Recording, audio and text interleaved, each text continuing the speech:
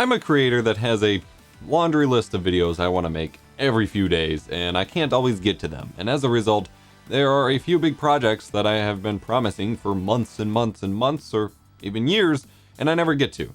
And I don't like that. And so I'm trying to get a few of them that I have been promising that I am super stoked to share with you out before 2019 ends. And one of those is finally my retro streaming room setup, which I've been promising forever. And mostly due to spending the past year building it out, achieving my dream, basically childhood bedroom setup of sorts, but also due to procrastination because streaming isn't really integrated into my daily schedule. I haven't really figured out the best workflow for it yet.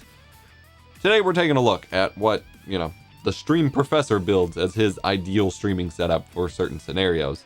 And I can't wait to show it with you. We're going to get to it right after we talk about our sponsor, Owned. Owned is your one-stop shop for all of your stream branding assets, be it overlays, alerts, social media banners and avatars, panels. You can build a website with them. You can do a lot of stuff, more than I can name because I really suck at these ad spots. But Owned is how you really take your stream to the next level.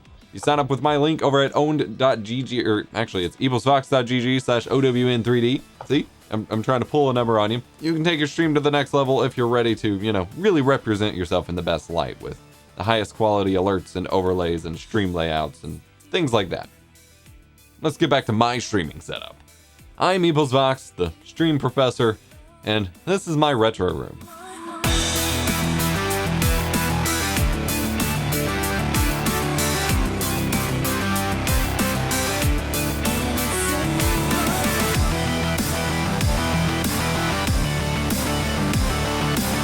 This project has been going on since basically May of 2018 when we moved into this apartment. I started building it out as my game room, as my game collecting room, as my game streaming setup, and never really finished it until recently. And I'm calling it, retro room version like 2.4 or something, because it's never truly done. It's always evolving. And in fact, you'll see some inconsistency between the B-roll of the shots just because I've actually made some finalized updates to it since I started recording for this video. I'm actually doing a retake because my genius stream professor self recorded the first version of this video with the on-camera microphone, not my nice microphone. I'm EposVox, and this is my retro room. And it was just a mess. We're going to take a tour of this room, starting on the wall behind me. As with all of the walls, you're going to see an assortment of posters and other display items. But of course, the big obvious one is my pride and joy, which is the 4-foot by 4-foot PlayStation neon sign. Now, from what I can tell of all of the, official game sign and kiosk collector groups that I'm in, this isn't actually an official PlayStation sign, but this was in the window of a game store that I had been going to for pretty much my entire life, which actually had a liquidation auction back in 2017, and they went bankrupt or something and had a liquidation auction and had everything that they had for sale. And I won the auction on this PlayStation sign. Now, they had a few other signs, including an Xbox one, and I want to say a GameCube one, which I wish I would have gotten because the colors on those are phenomenal and they're actually smaller. Although at this point in time, I don't have anywhere else to put more, but I do hope to acquire more once we move into a bigger home, as I want more than just this PlayStation one, and the reds actually don't play with skin tones very nicely at all. But the GameCube's purple ones are phenomenal. But it's my pride and joy for now. It's one of my, the collector's items I'm most happy with. And then below that, I have the Wii U sign, which came from one of the Wii U kiosks. I found it on a local offer up or let go deal. Not the kiosk itself, but that sign's pretty dope as well. Below that, you see I have a small little foldable camping table. This is just my, scrap workspace for this setup where I have, all of the things that are coming in and out of the retro room. Stuff for videos that I'm working on. Some of that stuff is stuff I've been pulling out of my old studio room because we're transitioning that to a baby room. So I'm kind of migrating a lot of my older stuff into here. Things that I'm buying, trading, and selling because I do a little bit of that to, keep product moving in and out of the room and help fund this project. I need to do more of it. I'm not super great about that. I have that Windows XP rig I built a couple years ago, my Silicon Graphics CRT just kind of hanging out for now. Some game boxes I got when I was at GameStop. I've got my cartridge collection, which is not super big, but on that shelf. And then I have a whole shelf up there full of older consoles and cables and things like that, just kind of kept out of the way. The table below the PlayStation sign is a dual VCR DVD player capture station, which isn't designed with a Commodore 1702 monitor, by the way. Pretty sick. And then just a normal PlayStation 1 up there. That's not actually designed for capturing VHS tapes, digitally. I have a whole separate, more complicated setup on my desk downstairs for that. This is for recording video to VHS, as I do a lot of video effects and some of my, gimmicky 90s commercials at the start of videos. I actually record those to VHS tapes from a PlayStation 3, and I mix those up kind of weirdly and things like that. And so that is my station for that over on that Lego table down there. However, moving on to this other wall, we have my big black main game shelf that has been in my apartments since my first one back in 2016 and was actually my backdrop for videos for a long time. And that holds most of my game collection here, which is, PS2, PS3, Xbox, Xbox 360, GameCube, Wii. We've got some DS and 3DS stuff on there, some Sega, a few VHS tapes. We've got a few different Sega consoles, NES, Super NES, a couple Game Boy and Nintendo 64 games are on there, and just kind of distributed across there. And then up top, we have some of my music collection, some of what boxed CDs I do have, a lot of video game soundtracks, and some PS1 games, along with some collectibles and display things, some game books, some guides, some art books, things like that. Then we have this cube shelf that I bought over here, if I can keep track of what side things are on. This is an 11 by 11 inch per cube shelf. I wish I would have gotten the 12 by 12 one, because I could have actually kept more of my vinyl on here, which I can't currently. But this houses other games. For example, that shelf is just basically an entire Halo shelf. I've got some big box PC games that are pretty cool, like Strafe and Lawbreakers, and what else I got? Next Machina. And then I've got some game guides down there. I've got some other games and VHS tapes that are double stacked just to kind of keep them out of the way. Got some nice trading card boxes, collector's editions of the Jack sets from limited run games. That USPS box back there actually contains a whole stack of demo discs for PS1 and PS2. A lot of cool stuff on there. And then I actually have a box down there of comic books and guidebooks and things like that I got to figure out where it can go. And then I have these two CRTs. Only one of them is working at the moment, loading wise, because you can see the little cycling. But I have two CRTs there, little old tiny PVMs that I can't really game on, connected to Raspberry Pis, which are showing the Retro Weather channel on Twitch, and then that one is supposed to show My Life in Gaming's video game B-roll channel, but for whatever reason it's not loading at the moment. I didn't have time to fight with it. And then up top above that we have some of my Switch games, some more CDs, and little art book kind of things, my Halo 3 Collector's Edition, my Japanese PS2, my Threadripper and i9 box. You get the idea. We got shelves up above that with more Collector's Edition, more tapes, more figures. And then we have my Diablo standee, which was the only display standee that I got to take when I was working at GameStop. I worked at GameStop when Diablo 3 released.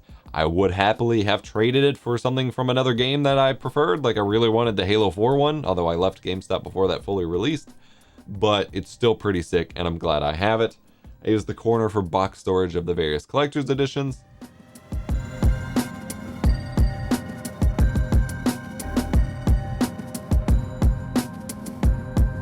And that brings us to the wall that I am facing here, which is where my main streaming setup is. Around it, we have a few more shelves of older games, PSP UMDs, my Dreamcast box, some old software, collector's editions, a bunch of Pokemon tapes, G.I. Joe tapes, figures, that signed graphics card that I talked about in a few videos that I took to DreamHack. And then I have this nice little hexagon table that is very reminiscent of a few end tables that my parents had when I was a kid in our basement, and they specifically used it to store their vinyl collection. And so when I saw that one at Goodwill, while I was looking for a way to store my own vinyl collection, I had to get it. It's the perfect solution, perfectly holds both my vinyl and Laserdisc movies. I am basically reaching capacity with it at the moment, but still holding things pretty well so far, and it is built like a tank. On top of it, I have a 14-inch Panasonic color video monitor, which is basically a PVM CRT, although it has a big gash kind of across the screen, and it's it's nice, but it's not what I want for this setup. My dream PVM for this setup is a 20L5, which I am still hunting for. Anyone in the southern Indiana or Louisville, Kentucky area, if you have a 20L5 for sale, let me know, because I've been hunting one for years. On top of that, I have my turntable, which is the Audio-Technica LP120. I have upgraded since I've last talked about vinyl, where I was using the LP60. That thing has some variable speed issues where it actually, changes the pitch of music compared to what I'm used to hearing. I didn't like it, and the belt kept coming off. The LP120 so far is built like a tank, and that's routed into my full streaming setup, which we'll talk about in a moment. Up above me, I have shelves with board games and puzzles and models that I need to build, and a couple more collector's editions. And that kind of brings things together. I've got like my vinyl collections and my pin collection, or not my vinyl, my lanyard collections and my pin collections and things like that, distributed along the room. And then we have the streaming setup itself. I'm sitting on this very low to ground TV stand, which is why my chair is kind of awkwardly low. For displaying, I have my 40-inch RCA TV that I bought for myself back in 2009. This was my birthday present to myself. I collected only birthday money as presents that year, and then I had saved up a bunch myself. And this was, right when these kinds of TVs were finally becoming accessible. And so it was like $700 to $900 for what was considered a budget 1080p TV at the time. And this was right before, this was only HDMI 1.3. This was right before ARC, audio return channel, was a thing, which ended up becoming the bane of my existence because I could not get sound back to my sound receivers and things like that since this TV didn't have the feature. But what it did have was composite and NUTS video inputs, handled pretty well, not amazingly, but pretty well, component inputs, and HDMI inputs. It's not the highest, the lowest latency, highest response TV or anything like that, but it served the job for me for literally 10 years so far, and I'm happy to keep using it. And then for my computer display, since I do have a streaming computer here, which is the 80s streaming rig that I built on the channel a while back that's all stickered up and things like that, I have a super old and crappy 4K monitor turned vertically so that I can monitor chat, OBS, my alerts, things like that, all right next to my game while I'm streaming.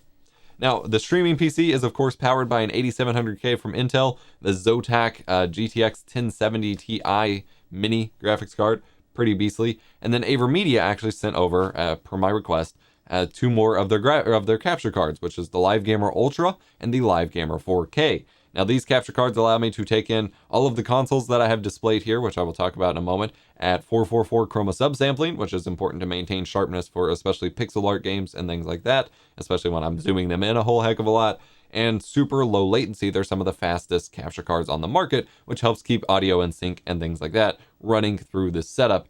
And so I have my camera running through the Ultra, and then I alternate that with certain consoles because the FrameMeister, which I'll talk about in a minute, is kind of throwing a fit with some of my HDMI switchers. So I sometimes alternate what is run through what capture card, and then the more modern consoles are ran through the LiveGamer 4K for now. And then for streaming, I have the Panasonic G7 camera I've talked about time and time again on this channel. It is my mainstream camera here with the Samyang 12mm f2 lens. Manual focus, just focused on me for now. And then on it, I actually have a Glimmerglass filter, which is meant to kind of handle the bloom and highlights of all of these lights a little bit smoother, make it look a little bit more pleasing on my skin, so to speak. And then I'm lit by this nice flat Dracast LED panel. It's kind of like the Elgato key light, came out first, a little bit softer, not as big actually. And that is lighting my face fairly evenly. The problem I am finding with this that I may seek to fix later on is that in order to get me as nicely lit as I would like, and this isn't even quite as much as I would like, I end up casting way too much light on the backdrop because I would like this to be more dark and neon-y looking and me just lit, but with this kind of lighting that's not really possible. And so in the future, I hope to maybe move the TV stand out a little bit and get a bigger light back there that I can put a grid on so that it's only lighting me, but we'll see in time. And then up above that camera, I actually have the webcam here. And this is the Econ Systems webcam that I reviewed on the channel a while back, just mounted with a clamp because it doesn't have a chassis, as I talked about, and it has a super wide field of view. It also has a super wide dynamic range, so you can see all of the highlights and all of the neon lights and me in the shadows and all the detail of the room nice and preserved here, so I can just kind of flex my retro streaming setup when I need to, provide a different camera angle to provide a more dynamic live stream, and to just have something to cut to when I'm, going and picking off games off the shelf or,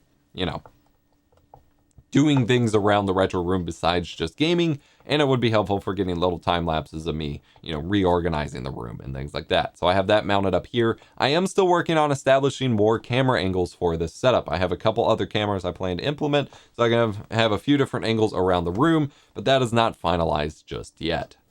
For audio, I am being mic'd by the Deity S-Mic 2 mount it up on a microphone arm up above me here, and run into the Go XLR, which is on my TV stand in front of me. I originally recorded this video without that microphone actually enabled, so hopefully it actually sounds decent this time. On the TV stand, I just have a basic wireless keyboard and mouse. I've got the Stream Deck Mini. I've got my switch dock. I've got my speakers, because I do have this room mounted for 5.1 surround sound, and the big subwoofers down here under the streaming PC. And then in the TV stand itself, I have a 6x2 component splitter and switch, which allows me to take in up to 6 devices via component, which is my Nintendo GameCube, my PlayStation 2, the original Xbox. I think that's all I have on component right now. All in there, and then split it out to 2 different directions, which would be to a capture card or my upscaler unit, which I'll talk about in a moment. And then theoretically, when I do get my dream CRT set up, then I can route it over there as well, so I could actually play some games on the original CRT. And then I have my PlayStation 2. I have my modded Nintendo GameCube, which I actually have a video coming on very soon with a collab, so hit the subscribe button so you don't miss that video. I've got original Halo Edition Xbox, a Modern Warfare 2 Edition Xbox 360, Nintendo Wii, and then I have a tape deck, because I have some cool, retro music that I listen to on cassette tape. This is a nice tape deck I bought from the Explorographer. He's the one who made my little EposVox lettered sign in my main setup. I've got a DVD VHS player combo unit that actually does upscaling of the VHS tapes to output to 1080p 60 over HDMI, which is not common whatsoever, and actually makes capturing in some scenarios a lot easier. And then over on the other side, I also have a 4x1 HDMI switcher for switching all of this up. I have my big AV receiver, which is a nice Onkyo unit I picked up a couple years back, that allows me to mix all of this again to 5.1 and over to my Go XLR. And then it also is connected to my XRGB Mini FrameMeister, which is an upscaler unit, which can take composite, S-Video, component, RGB SCART, and that's it as far as I know. Yeah, that's it. Connections from 240p, 480i, 1080i, 720p, upscale them and de-interlace them to a 1080p 60 signal for me to output to my TV for modernization. Now, there are 2 different units that people typically use for this. There's the FrameMeister, which is no longer made and was already very expensive, and now is going to be even more hard to find, but I picked this up before it was no longer necessary. And then the open source scan converter, which I have as well, which is a line doubler. However, it doesn't cooperate as well with this older TV, and I don't like how it handles 480i signals, because the Bob de-interlacing it uses just flickers too much for me, and I can't stand 480i flicker. So I actually prefer how the FrameMeister handles de-interlacing a lot better, and so I use it more for this setup. Future setups may utilize the OSSC more, because it's more accurate and a nicer way to go. If you're curious what any of this means, go check out the My Life in Gaming RGB 101 series, because they have some awesome videos on utilizing your retro game consoles. Good friends of the channel. Go check them out. But that is the setup I am using for streaming these older systems and older games. Lastly, by the door, I have a drawer unit, which is mostly just production stuff from the studio room. I just needed to bring that in here. And then a small game and movie shelf that I just have some overflow moved to.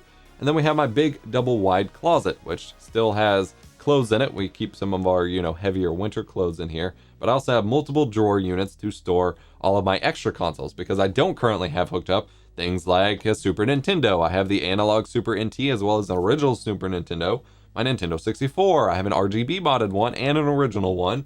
I've got an Atari thing. I've got the Dreamcast, the Saturn, the Genesis.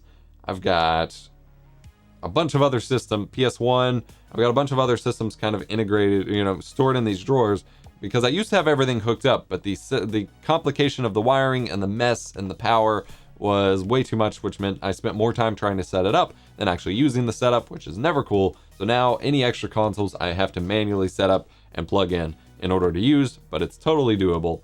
And I have all those organized with extra cables and things like that.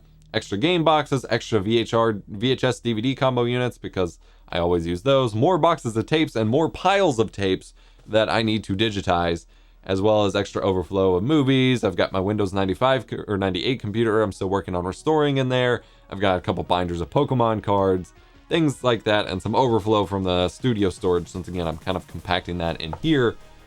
That's kind of my bulk storage for retro stuff as well.